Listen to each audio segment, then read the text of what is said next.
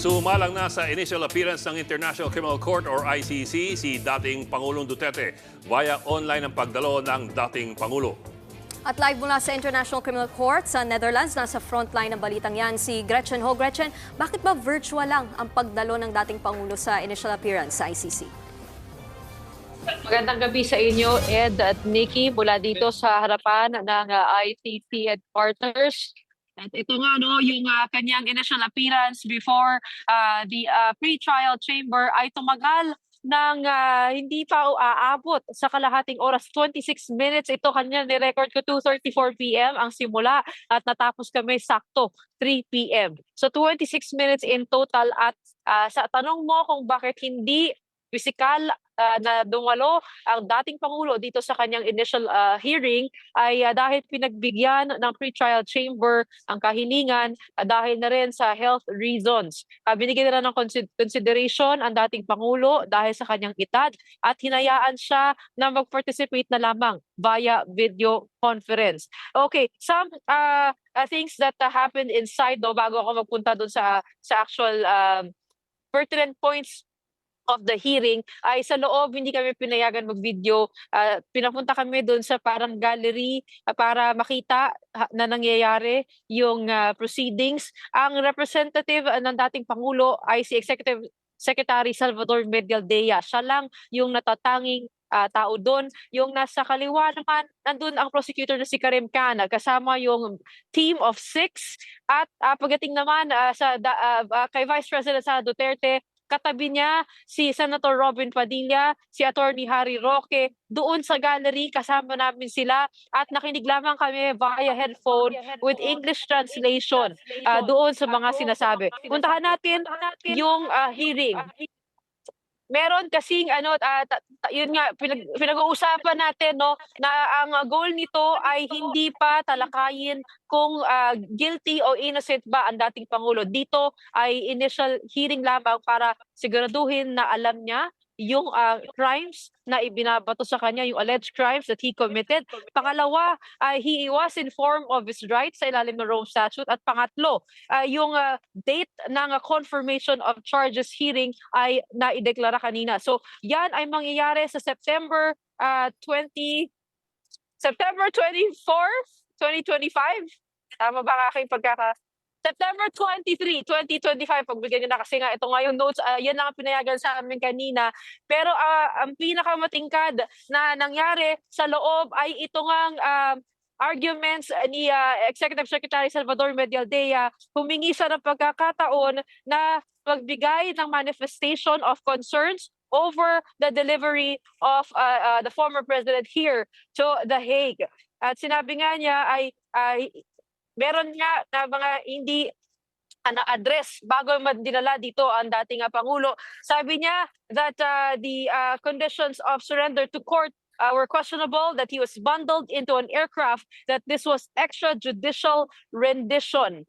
And he was carried here in a degrading manner. Sinabi rin niya na kung sa normal na tao ay kidnapping ito. Yes. That he was denied all legal recourse and that this was very, very political. Sinabi rin niya that the ICC private jets do not drop out of thin air.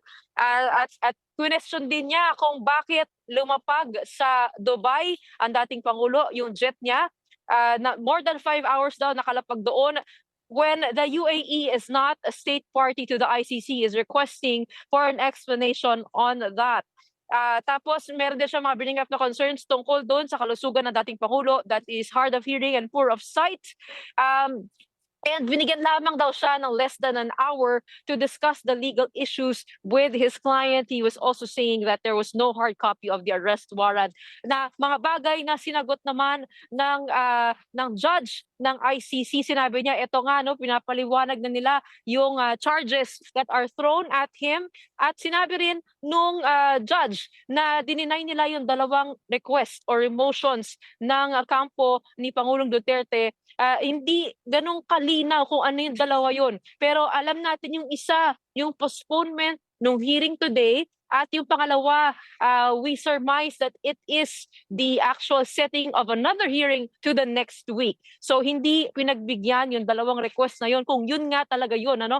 Hindi pinagbigyan dahil sabi naman hindi naman daw matagal ang preparasyon para sa initial hearing na ito dahil kumbaga introductory phase lamang. Okay, alam ko marami pa kayong katanungan, kaya naman ipapasok ko na si Attorney Gilbert Andres na mas may kaalaman tungkol sa batas. Ang una kong tanong sa inyo, Attorney Gilbert Andres, bilang lawyer ng mga biktima ng extrajudicial killings, ano pong masasabi ninyo dito sa extrajudicial rendition na nabanggit ni E.S. Medaldea na nangyari sa pag-aresto sa dating Pangulo at pagdala dito sa The Hague? You can get this. You can. Oo. Pero naman pong legal basis yung pag-arrest kay Mr. Rodrigo Duterte At yung legal na basehan po ay nasa Republic Act 9851 or the IHL Act. Kasi sabi doon sa Section 17, in the interest of justice, Philippine authorities may surrender a person who's being investigated or prosecuted before an international tribunal. At mahalaga pong punto to kasi pinasa po ito noong December 2009 kung saan hindi pa po tayo miyembro ng ICC Rome Statute. Kaya ikalawa po, yun pong naging basis, domestic law at yung arrest warrant po na pinalabas po ng ICC Pretrial Chamber 1. Okay. Attorney, if, can you hear us? Can we ask you a question? Rinig na rinig kita, Ed. Okay.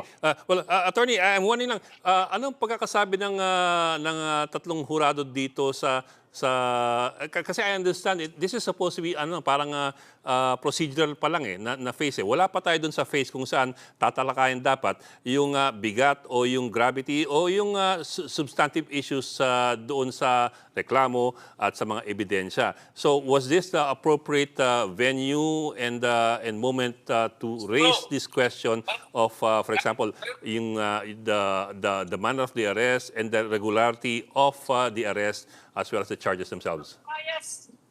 Hindi pa ito yon. Panahon. Kasi in fact, yung presiding judge, sinabi niya po na hindi pa ito yung substantive portion.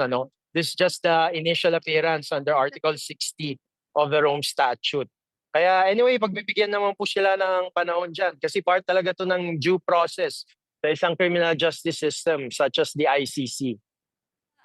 Di ba nabanggit po ni Attorney Yula, ni Justice Yula, na sa confirmation of charges na lang po pwedeng i-bring up ito? Tama po ba?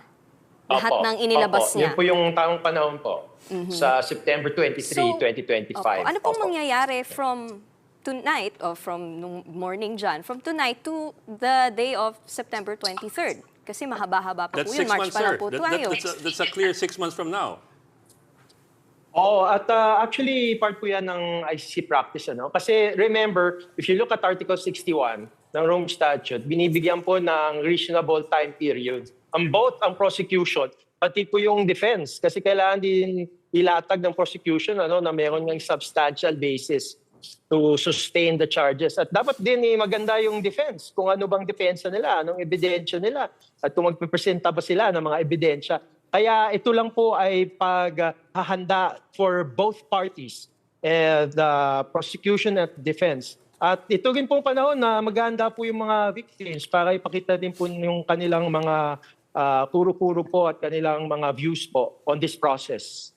Attorney, one more question from me and then if we can go back to Gretchen. Pero yung tanong po doon sa kung nailabas ba o nabanggit ba yung karapatan ng akusado na mag-apply para sa conditional or provisional liberty. I forget the phrase used. Interim release. Was that mentioned already and was that concluded already or decided already? Isa po ba yun dun sa mga motion na inihain ni Duterte na hindi binigyang Hindi po I think yung motion nila, based lang sa pagkakasabi initially, I think it's a motion for postponement to next week. Yes, sir. At least that yun yung was dininay. Yeah, What was the other one, sir? Pretrial chamber. Pero walang nabanggit po yung si judge kung napag-usapan na o napagdesisyon na itong interim release. Wala pa ho. Oh, wala pong nasabi po. Kasi it should be a written motion din ang isang Okay. application for interim release. Okay. Sir, last question siguro. What do we expect Sige. between now and September 23? That's half a year, so long wait. 6 months. Oo, So expect natin na maghahanda yung prosecution. Expect din natin, and I really now expect this, na mayroon nang sasabihin may ipafile na motion yung defense at nakahanda rin ng mga biktima to actually give an answer sa magiging anumang motion ng defense. Okay. Okay, maraming salamat. Attorney Gilbert Andres ng Center Law. Siya po ay nandyan as a representative of the victims of extrajudicial killings. Attorney, if you could pass it on to Gretchen so we could Sige. ask her a few more Maraming questions. salamat. Thank you, sir. Okay. Maraming salamat for Thank joining you, us this sir. afternoon or tonight. Okay, Gretchen, pahabol lang ako ng tanong sa iyo. Kasi we're not sure exactly kung if the audio of the former president is choppy from our end because we're half a world away, or if it's really choppy to begin with from your end there. I'd like to know lang sa inyong pagkakarinig at pagkakaintindi doon sa pagsasalita ni dating Pangulong Duterte, kung siya ba'y nahihirapan magsalita o medyo hindi lang maganda yung linya namin dito. Parang medyo mabagal, Bok, yung kanyang pagsasalita at pinaulit nga niya nung tinanong sa kanya kung kailan yung birthday niya at saan yung birthplace niya. So, siguro yun na rin yung sinasabi ni Executive Secretary Salvador Medaldea na medyo nahihirapang makarinig ang dating Pangulo. May parang hard of hearing as sinabi, no? So, yung medyo mabagal yung response niya, pero yung doon sa isang parte ay nahirapan siyang marinig. Pero doon lang natin siya narinig magsalita, doon sa confirm ng kanyang identity. Yes. I guess yun yung number one. Kinonfirm niya yung pangalan niya at yung birthday at yung birthplace. Pero bukod doon, si ES Medialdea na yung narinig natin. Mhm. And Gretchen, ano bang susunod na hakbang ng Duterte camp? Were you given the chance to talk to them after this? No, Nikki, hindi natin naabutan sila, no? Pero nakita natin sila lumabas dito sa side at dire-diretso. Sandali, nag-hi sila dito sa mga supporters nila dito sa labas ng ICC.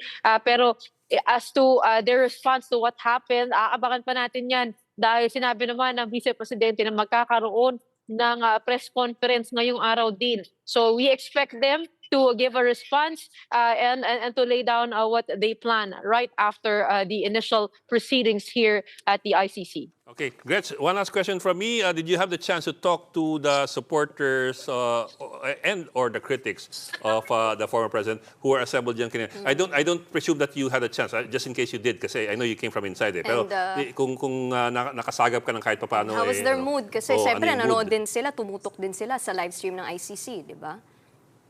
Okay, ngayon nakita natin yung mga protesters naman dito sa isang banda, no? Nandito yung pro Duterte, nandito naman yung mga protesters, yung anti Duterte or pro human rights as they say. Hindi natin sila nakausap kanina. Nagmamadali na tayo, no? Medyo Yes, I late understand. sila dumating.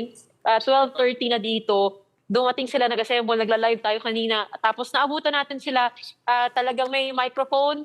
Sinasabi nila na 30,000 people died under the Duterte administration. And then there were placards of photos of the faces who were victims of that. So, sinasabi nga nila na huwag natin kalimutan na nangyari yon. There were human rights violations at pinapaalala nila the other side of the coin. Kasi kanina nandun tayo, nasa likod natin yung mga taga-suporta, pinag-uusapan namin nila kung gaano sila kabilib doon sa leadership ng dating Pangulo, kung gaano nilang hinahangaan at kung gaano daw kadami yung naging kontribusyon niya sa Pilipinas. On the other hand, dito nung nagtatanong tayo ay huwag daw kalimutan ang mga human rights violations sa mga buhay na nasakripisyo para sa tinatawag na kapayapaan. So, two sides here, pero admittedly, mas maraming dumating para suportahan yung dating presidente. Yung pagdating naman doon sa protesters, siguro sabihin nating mga nasa 30 sila na nag-assemble dito. Hindi natin sigurado kung na-late lang yung iba kasi nakapasok Okay. na tayo sa loob. Pero kaya wala ng tao dito kasi nakita nila yung panig ng mga Duterte na umalis na. Okay, maraming salamat. Gretchen Ho live mula sa Den Haag sa The Netherlands.